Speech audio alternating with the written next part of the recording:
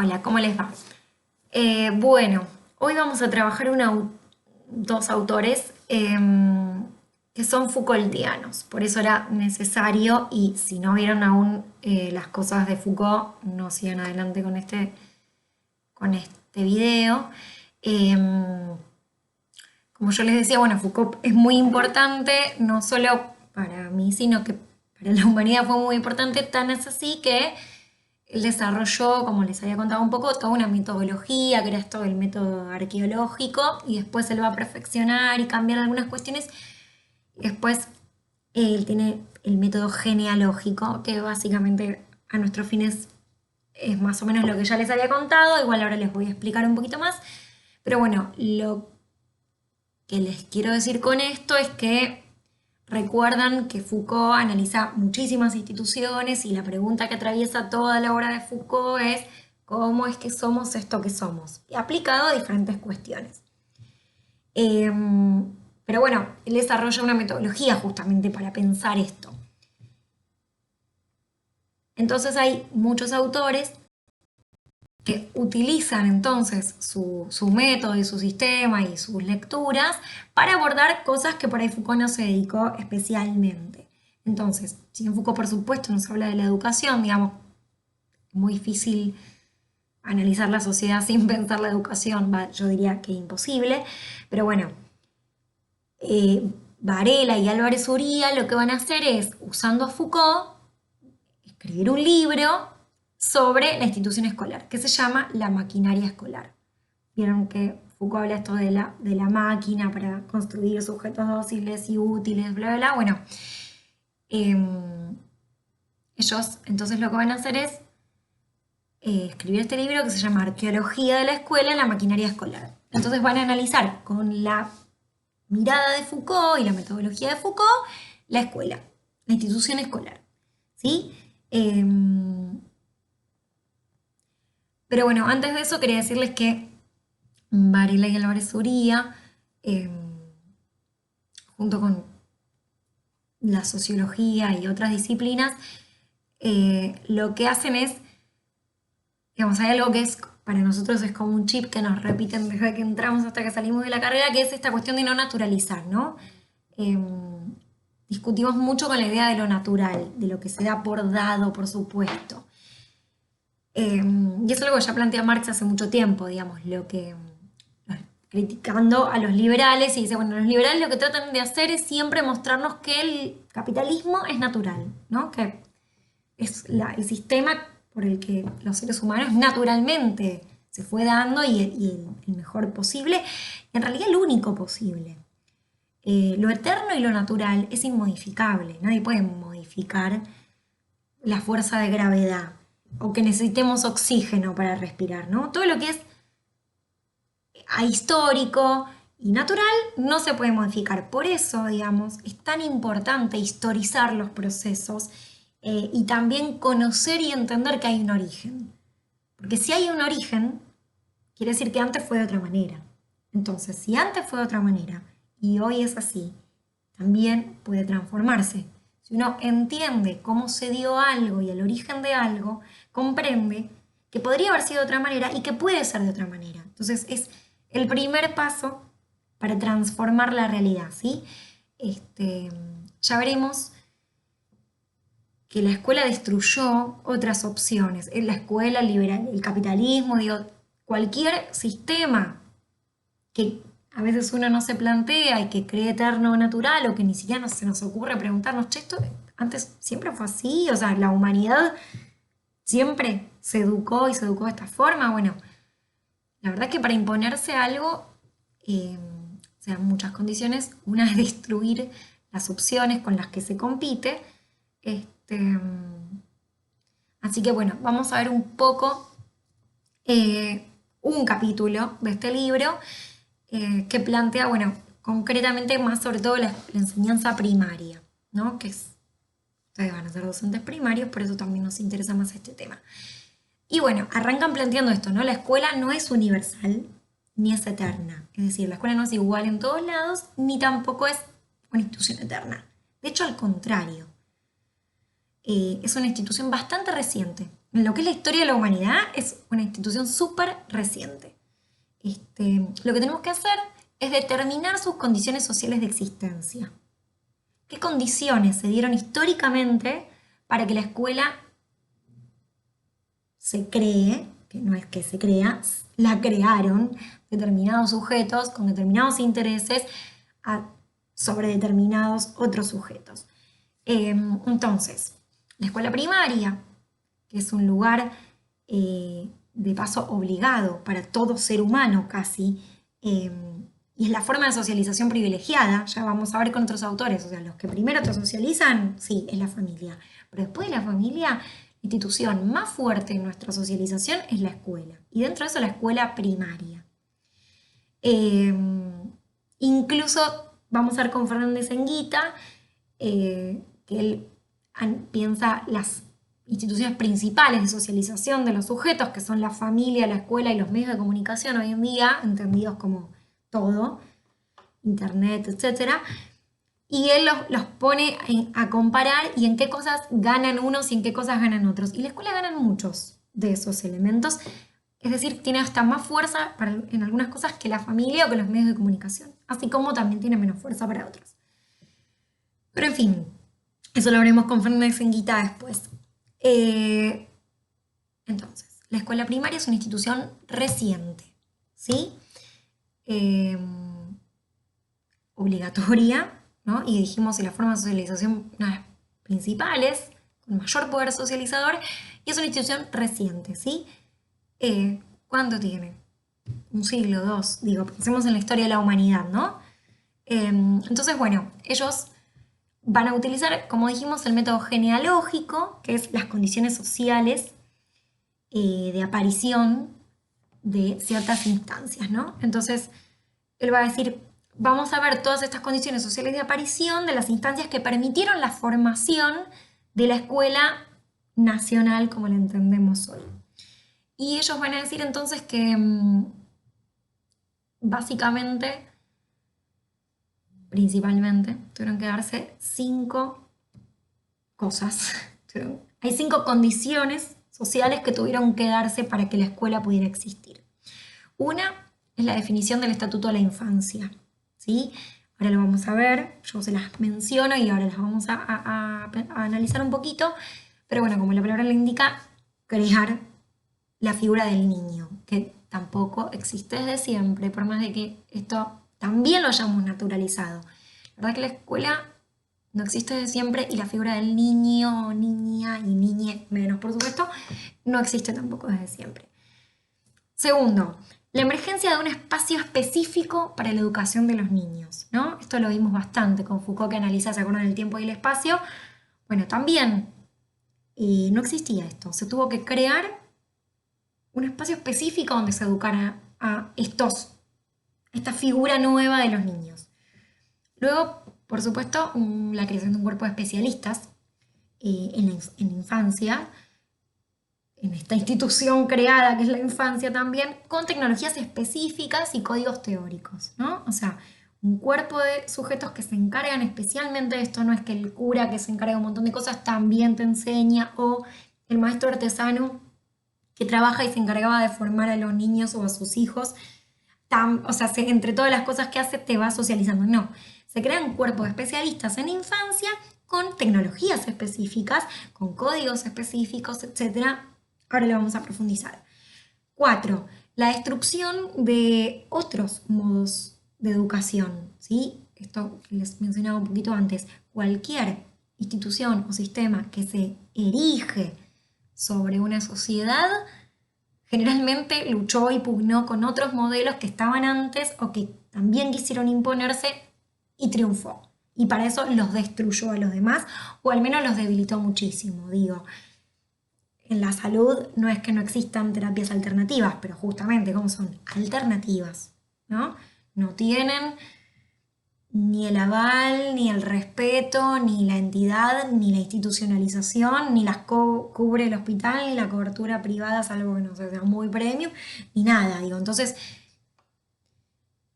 destruye y lo que no puede destruir lo deja en un lugar muy relegado o no hegemónico.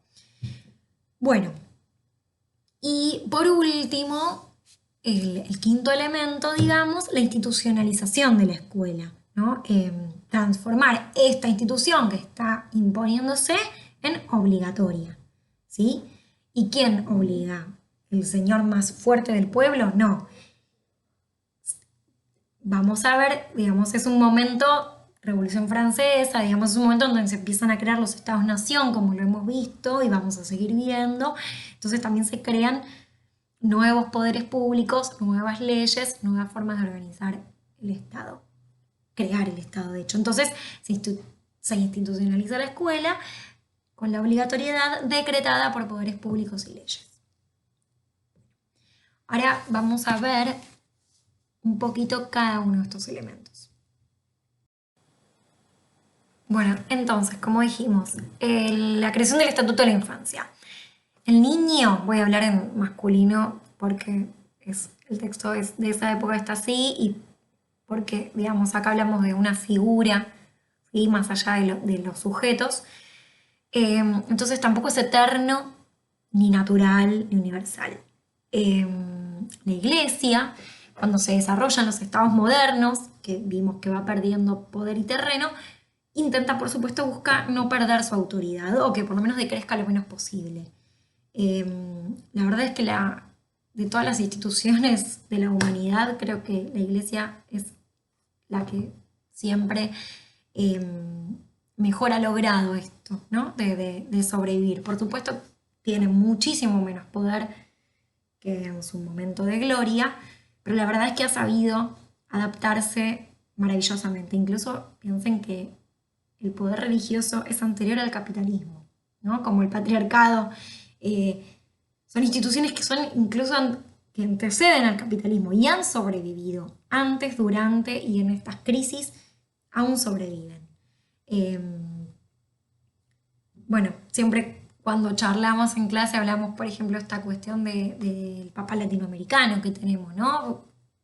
Habrá gente a la que le guste, a la que no le guste, más o menos, pero lo que no se puede negar es que la iglesia leyó muy bien que estaba perdiendo fieles, sobre todo en el lugar donde más fieles tiene, que es en Latinoamérica, con lo cual no es casual la decisión que tomó, sobre todo teniendo en cuenta que el papa anterior era un señor que había colaborado con el nazismo y que decretó volver a dar las misas en latín y de espaldas, o sea, digo, duró un pedo en un canasto ese señor, porque por supuesto no funcionaba. Y para esto de no perder poder y injerencia en el mundo. Y así muy bien lo leyeron y pusieron un papa progresista como lo necesitan estos tiempos y de Latinoamérica. Digo, esto como para pensar en las adaptaciones de las instituciones, ¿no? Cómo luchan, pugnan, incluso, bueno, digo, aún así había ganado el sector conservador con el papa anterior, por más de que no duró nada. Entonces, digo, todas las instituciones también tienen sus temas, ¿no? Sus internas. Pero bueno, es un tema re interesante, pero no me quiero explayar. Pero la cuestión es que la iglesia, entonces, en busca de no perder su autoridad, descubre algo que es importante, aunque ahora nos parezca obvio, que es que los individuos de poca edad son un buen blanco para adoctrinar, ¿no? Son como más fáciles de convencer y de adoctrinar. Piensan que es el momento donde aparecen muchos movimientos protestantes, Lutero, Calvino, que discuten y le disputan muchísimo el poder a la iglesia. Entonces, ahí se arman unas luchas feroces. Bueno, por ejemplo, en España y en Francia gana el catolicismo, pero en Inglaterra gana el protestantismo. Y así, ¿no? En Alemania también gana el protestantismo. Entonces, Europa está muy convulsionada también con eso y los poderes religiosos luchan por concentrar el poder y no perderlo. Entonces, bueno, tienen básicamente dos grandes estrategias. Ubicarse cerca del poder, ¿no? Son los que van a educar a los herederos, los que educan a los hijos de los reyes, y a la vez tienen toda la parte para los pobres, ¿no? Que los protegen y los adoctrinan y los hacen fieles a su credo con las instituciones de caridad. Entonces, bueno, Varela Zuría nos va a decir, la educación es clave para naturalizar las sociedades en clases, ¿sí? Entonces, hay diferentes infancias y diferentes modelos educativos para cada infancia, ¿no? Por supuesto, no se va a educar igual ni se le va a dar el mismo tipo de educación a los hijos de los nobles que a los hijos de los burgueses que están en formación, que a los hijos de los pobres campesinos, etc. Entonces, la infancia, van a decir, es un momento muy difuso que debe ser encauzado y disciplinado por los enviados de Dios. El texto, el original, da un montón de ejemplos que son también como Foucault, muy entretenidos algunos, y te muestra los documentos de la época, cómo en realidad los niños eran como seres inferiores, horribles, demoníacos, que se iban limpiando a lo largo de la vida, entonces había que encauzarlos y fajarlos y adoctrinarlos para que se vuelvan seres dignos, no eran ni siquiera humanos los niños, todo lo que es derecho de los niños y todo eso que a nosotros nos parece tan obvio y tan lindo y tan importante, realmente no existía y tampoco existía la figura del niño. Éramos una cosa inútil, llena de vicios y sin utilidad, que se iba transformando en un ser digno y útil a lo largo del tiempo. Pero no existía el niño como figura. Entonces, bueno, la Iglesia plantea todo esto y se suma la importancia de la acción de la familia, ¿no? La familia como institución también vamos a ver que se empieza a crear en ese momento, la familia como la entendemos hoy. Piensen que antes, digo, en todas las clases sociales, cuando hemos visto historias de reyes que se dan con uno, con otro, que los hijos son de uno, de aquel, o sea, y lo mismo pasaba en las clases inferiores, o sea, a veces las relaciones monogámicas no eran así, ni en la institución del matrimonio tampoco. No existía la familia, digamos. No me quiero tampoco explayar con todo eso que también es bastante interesante. Eh, Incluso en las disputas de poder se daban mucho las luchas parricidas, que es cuando el hijo mata al padre. Lejos de ser el padre un héroe o alguien a quien uno admiraba, mataban, muchas veces se han matado, se han envenenado, se ha traicionado a padres para ocupar el trono o el poder. Entonces, eh, eso le sirvió mucho de excusa también a la iglesia para decir, déjame que te eduque al pibe, te lo hago obediente, te lo hago útil, te lo hago leal, creamos la institución de la familia. Por supuesto esto no es tan consciente, ¿no? Pero, y donde empieza a crear esta cosa incluso, digo, en las clases altas, los padres biológicos y madres biológicas, digo, no criaban a los niños. Bueno, las mujeres de clase alta no le daban la teta a los niños, era un horror, era algo que era algo asqueroso, que no se hacía, para eso existían las nodrizas, eh, que eran quienes amamantaban, vivían para amamantar pibes. eh, Digo, no existía nada de todo eso, ¿no? Del cariño, de la familia, de que la persona que más ves es tu mamá y tu papá y entonces se genera un vínculo. No. Bueno, pero entonces es el momento donde todo esto se empieza a construir. Entonces hay que crear una supervisión del niño permanente, inculcarle obediencia y respeto hacia sus padres y se crea la figura de la madre también, la madre como la entendemos hoy, ¿no? Esta cosa de esto, piensen, las mujeres nobles vivían a veces de mucha fiesta y lujo. Y esto, por supuesto, para la iglesia no era tan bien visto y se empieza a hacer una especie de pacto para frenar también estas luchas intestinas entre los reyes y los nobles. Y, digamos, ellos van a decir, a cambio de la reclusión y de que la mujer no pueda ser tan lujosa y tanta fiesta y tanta lectura, van a poder gobernar y regir la casa, ¿no? Y se empieza esto de dar la teta, de que la madre debe amamantar a su hijo. Bueno, entonces se constituye la madre a imagen y semejanza de la Virgen María, ¿no? Empieza a resaltar estas figuras, se empieza a ensalzar bastante, en oposición a las prostitutas, las brujas, todas esas mujeres que no hacían lo que estaba bien para el poder, entonces, ¿no? O prostituta, bruja y te cago quemando, o madre como la Virgen María, que le lava los pies y que sirve a su hijo y que da todo por su hijo y que es devoción pura y que es tan pura que, bueno, ya todos conocemos la historia del Espíritu Santo. A ver, igualmente yo no hay un juicio de valor. Yo les cuento las cosas, o sea, realmente, después cada uno tiene su sistema de creencias y es válido.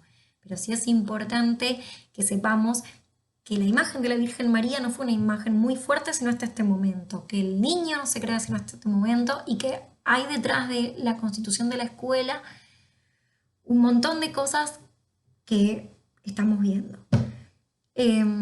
Bueno, entonces las clases altas van a tener dos tutelas, digamos, por un lado de su familia y por el otro lado del colegio. Y los pobres tendrán las instituciones de caridad. Las clases medias, va a decir, bueno, tienen una figura intermedia que es la figura del internado, ¿no? Se dejaba a los niños ahí, recibían una educación medianamente sólida y la familia depositaba pagando a los niños ahí. Bueno, como se crea la figura de la infancia, también emergen figuras relacionadas a la infancia, ¿no? Aparece la figura del niño Jesús, que no existía, aparece la figura del ángel de la guarda, aparece el sacramento de la comunión, que tampoco existía. Todas cosas que uno cree que son naturales, eternas, o que nunca se le ocurrió preguntarse si es que en un momento surgen, y también por qué, ¿no? ¿Por qué aparece el sacramento de la comunión? Bueno, estas podrían ser algunas respuestas. Luego, bueno, dice, ya para el siglo XVIII, la infancia sí va a ser ya una cosa constituida y va a ser una figura inocente a quien hay que cuidar, tutelar, etc. En las clases populares va a decir este sentimiento de infancia va a ser más ya en el siglo XIX, ¿no? Todavía no existía mucho. Y bueno, los derechos del niño, piensen que son, pero súper recientes. O sea, cuando nosotros, no sé las edades que tienen, pero más o menos cuando todos nacimos, no existían. O sea, realmente es algo que es muy reciente. Y cada vez vemos como los niños van teniendo más poder, más derechos, más autonomía, a veces un poquito de forma escalofriante el poder que tienen. Pero bueno, la figura del niño gana cada vez, inclusive ni hablemos del tema del marketing, estudios de mercado, ¿no? O sea, ahora los grupos focales a veces se hacen directamente con niños, porque el niño se volvió un consumidor casi autónomo de los padres, es decir, necesita el dinero de los padres, pero él decide los productos que consume. A ese nivel estamos llegando de autonomía de la figura de la infancia. Pero bueno, son procesos. Después, si tienen dudas, las vamos charlando, ustedes mándenme debajo de esta unidad, de estos videos, consultas, ¿no? El segundo punto era la emergencia de los espacios específicos, ¿no? Esto de lugares especiales para educar a los niños. En el siglo XVII empieza a aparecer la idea de la cuarentena física y moral, y que necesita un espacio específico para eso, un espacio de encierro. El modelo que se va a tomar es un modelo de algo que ya existía, que es la figura del convento, que es la forma paradigmática de un gobierno ordenador, ¿no? Pero bueno, por supuesto, siempre Varela y Álvarez Uría nos van a recordar, no todos los espacios cerrados van a ser iguales, ¿sí? Más represión y menos saber o menos conocimientos a medida que menor sea la nobleza del sujeto, ¿no? O sea, es decir, cuanto más poder, más noble es el sujeto a educar, menor va a ser la represión y mayor el nivel de conocimientos y saberes que se le va a instruir y viceversa. Entonces, a los niños de la clase obrera se les va a dar más un adiestramiento para oficios, se los va a moralizar porque son salvajes, sus padres son salvajes, hacen lo que quieren, toman alcohol, tienen sexo, no respetan las rutinas de trabajo, que piensen que también ahí se está edificando el capitalismo. Entonces, esto es todo otro tema, pero para que el capitalismo se construya como lo entendemos hoy, una de las cosas más difíciles y más duras y más largas que hubo que hacer fue disciplinar a la masa de trabajadores. Piensen que eran sujetos que no respetaban un horario y que no tenían un jefe, o sea, digo, hubo que disciplinar, eso fue muy largo, con muchas idas y vueltas y con mucha sangre en el medio. Bueno, estos niños, digo, y ahí es donde se descubre, medio que los padres, ¿cómo hago para convencerlos de esto? Vamos a los niños, así la siguiente generación, ¿no? Es como que siempre viendo a futuro se apuntó más hacia los niños. Entonces, bueno, se los adiestraba en oficios, se los moralizaba y se los trataba de transformar en súbditos virtuosos, van a decir. Es decir, inculcar una especie de ética rentabilizadora del trabajo, lo que decíamos de hacerte más útil y más obediente, como de potenciar la fuerza por un lado y debilitarla en el otro, bueno, mucho más eficiente, te hacen más rentable para el trabajo, pero también te hacen más obediente para el orden, ¿no? Entonces va a decir, es una ética rentabilizadora para el trabajo y mantenedora del orden, ¿sí? Este, esta ética de hacerte más rentable y más sumiso va a sustituir el viejo sistema de caridad, de a poco. Bueno, a ver. Bueno, después ya pasemos al punto 3, que era, así como se constituye la infancia, también es necesario constituir un cuerpo de especialistas en esto, ¿no? En la materia. Entonces, constituir infancia y constituir o formar profesionales son dos caras de la misma moneda, ¿no? Son, digamos, una sin la otra no podrían funcionar bien.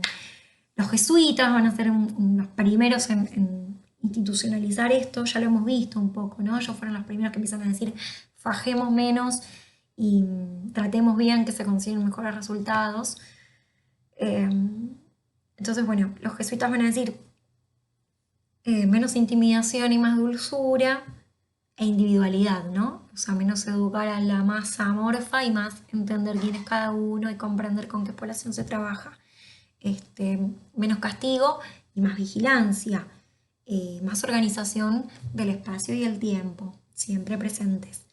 Entonces, bueno, se crea el nuevo estatuto del maestro como una autoridad moral, ¿no? El maestro se vuelve una figura y además de volverse una figura, es una figura de cierta autoridad moral. Ya lo vamos a ver también con otros autores, como el maestro es el portador de los valores que transmite y el ejemplo de cómo a través de la educación se puede lograr cierto ascenso social, cierto logro, bla, bla, bla. Es el momento en el que nace la pedagogía, la didáctica. Digo, no solo hay que crear a los sujetos especialistas, sino todas las técnicas, las metodologías, las disciplinas para abordar a esto, ¿no? Por supuesto, va a ser distinta la aplicación de acuerdo a la clase social a la que se pertenezca. Dice, esto va a ser más patente aún cuando el Estado burgués pretenda imponer la educación a las clases populares, ¿no? Pero bueno, siempre recordemos que esto que yo hablo nunca es para toda la humanidad igual. Los nuevos especialistas, a su vez, también van a tener una formación que va a estar controlada por el Estado. Es cuando se crean las escuelas normales. Entonces, bueno, la vigilancia y la transformación van a implicar una entrega a la vida pública de parte de estos sujetos también nuevos, que son los maestros, que es gente dedicada especialmente a esto. Después voy a decir algo que es un poco fuerte, no se me ofendan, pero que el maestro en realidad no posee tanto un saber, sino que en realidad de lo que se lo dota es de técnicas de domesticación, y que es un desclasado aspirando a un reclasamiento. Es decir, como pasa también con la policía y otras fuerzas, es gente que proviene de los mismos orígenes sociales, que quienes educa, pero que aspira a la clase, que no es, pero inculca los modos de ser, la cultura, las formas de hablar, ya lo vamos a ver con otros autores, de una clase a la que no pertenece, pero a la que quiere pertenecer. Sin embargo, en realidad es la otra. Entonces está en un lugar que es muy esquizoide, dicen, ¿no? Los autores, como una esquizofrenia, porque estoy más cerca del pobre, pero quiero ser como el rico, me copio de los modelos ricos, enseño la cultura del rico, del burgués, del clase mediero, entonces no soy ni una cosa ni la otra, ¿no? Reprimo al de abajo para que sea como el de arriba y el de abajo, entonces me ve como un agente también medio represor, pero el de arriba no me respeta, porque el de arriba sabe que en realidad no soy tampoco de su clase social, yo que me encantaría hacerlo. Entonces, bueno, es un lugar complejo, muy esquizoide. La paga es baja materialmente, pero se compensa con la paga simbólica, ¿no? Hay todo un capital simbólico que tiene el docente, que es cada vez menos, pero bueno, es una figura con autoridad y con dignidad, ¿no? Llegar a ser maestro era un ascenso social. Este, pero bueno, dice, el docente tiene que estar un poquito arriba del pobre para que no se identifique con el pobre, pero más bajo que el burgués a quien quiera aspirar.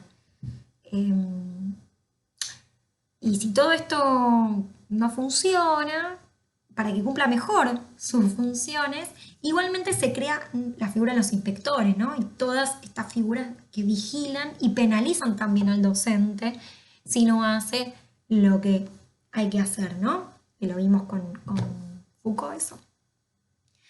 Bueno, el cuarto elemento, que era destruir los otros proyectos y las otras modelos que estaban en pugna o anteriores o que le disputaban, bueno, los autores van a decir que entonces emerge enfrentándose a otra forma de socialización y que se da una ruptura en este momento entre la formación y el aprendizaje. La formación va a ser más lo que es trabajo manual y el aprendizaje va a ser lo que es más trabajo intelectual.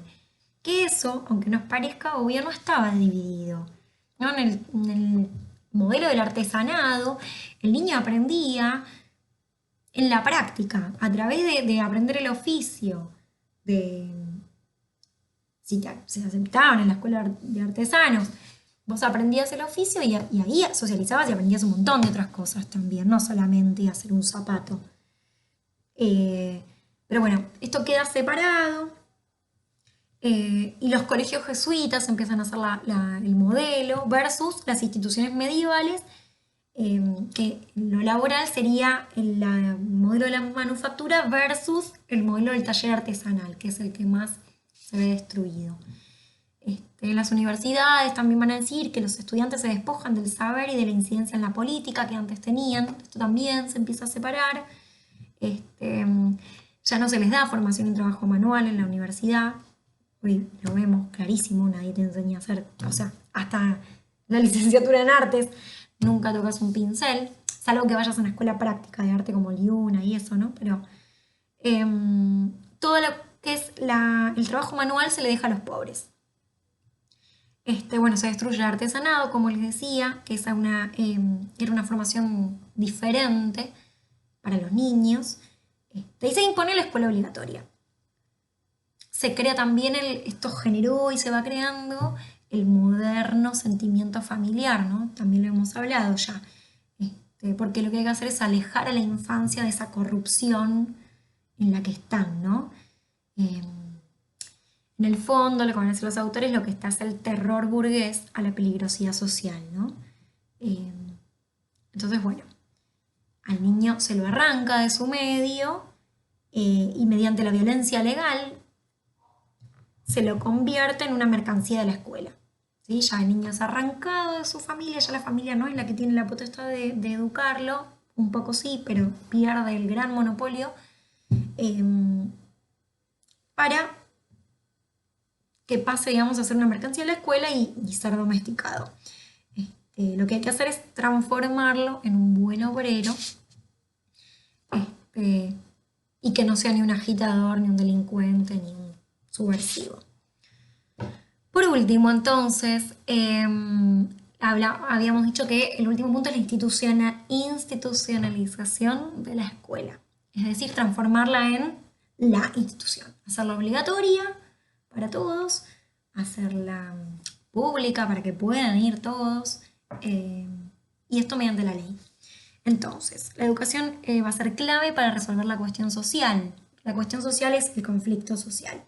Lo que hay que hacer es insertar a las clases populares en el orden social burgués. Entonces, se generan diversas medidas para su control y también los autores van a hablar de un montón de cosas, porque digamos, el paquete es, nosotros vemos la escuela, pero en paralelo se les dan viviendas, se crean sistemas básicos de salud, digo, es un montón de medidas. Nosotros focalizamos en la escuela.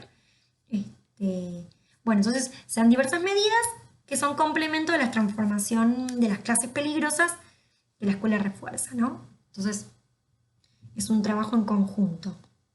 Y esto, bueno, se les da casa, medicina, bueno, se crea la policía como la entendemos hoy, las cárceles, los manicomios por si todo esto falla, la asistencia social, la escuela dominical para los adultos, que ya no los puedo meter en la primaria, pero los puedo ir civilizando con la escuela dominical, etc.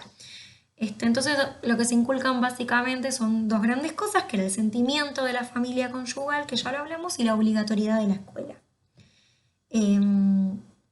Y como todo esto, también lo hemos dicho, es muy difícil de arraigar en un adulto, vamos al niño, ¿no? El niño obrero va a ser el blanco privilegiado de esta política de transformación. La educación entonces nos enseña a obedecer la cultura legítima, ¿sí? Versus, ya destruidas, las educaciones gestionadas por las propias clases trabajadoras.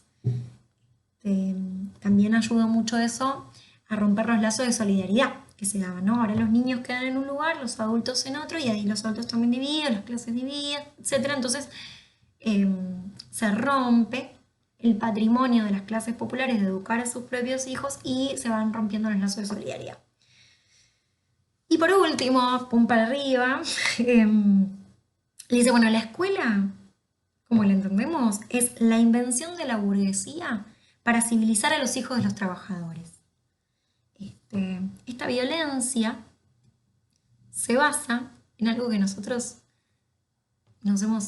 cualquiera de ustedes seguramente defienda rápidamente, que es en el derecho de todos a la educación, ¿no? Esta violencia es tan efectiva porque se basa en un derecho que todos defendemos, ¿no? Que es el derecho de todos a ser educados. Pero cuando somos educados, pasa todo esto también. Así que bueno, esto es breve, muy brevemente, el texto que tiene su complejidad, pero bueno, yo les quería sistematizar estos 5 puntos y acabo de terminar una infografía con los 5 puntos donde están mencionados, tienen 2 palabritas sobre qué significa cada uno, así que nada, van las 2 cosas juntas para que trabajen este texto. Piensen, recuerden que esto es como Foucault aplicado a la escuela, ¿no? Por eso yo les doy en este orden los textos y por eso está bueno que lo piensen como un conjunto, ¿no? Es pensar la escuela con los anteojos de Foucault, ver la escuela con los anteojos de Foucault. Bueno, gracias.